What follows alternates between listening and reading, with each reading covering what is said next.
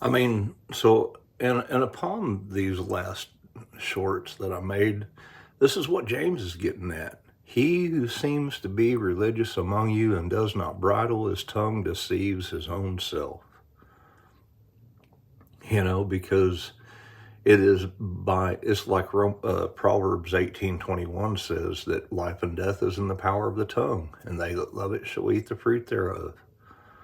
I mean, Jesus' whole ministry was about a battle of words with the scribes and Pharisees. They were always trying to take Jesus and his words, and he overcame by his words, by the wisdom that God gave him as that prophet, like unto Moses, whom Jehovah said to Moses, I will raise up another prophet like unto you from amongst their brethren.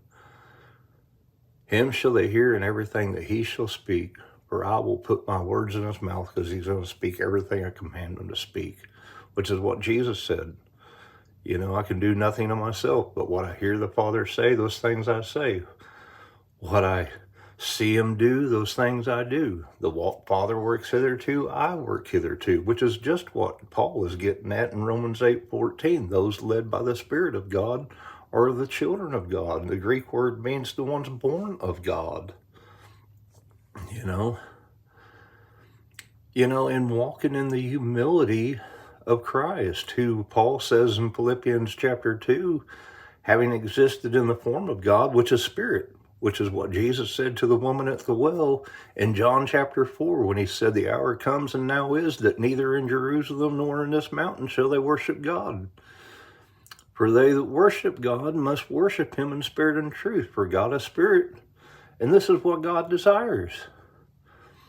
We need to understand the truth and walk in that humility of mind, as Paul says, let this mind be in you that was in Christ Jesus. And this is what he's getting at in 1 Corinthians chapter 2 and chapter 3, where he says, for the natural man receives not the things of the Spirit of God, for unto him they're foolishness, neither can he know them, for they're spiritually discerned. He says, but he who is spiritual judges all things. He's talking about examining in a forensic sense, discriminate against those things and examine them. But he himself is judged of no man, examined by no man. Who has known the mind of the Lord but we, that they should instruct him, but we have the mind of Christ.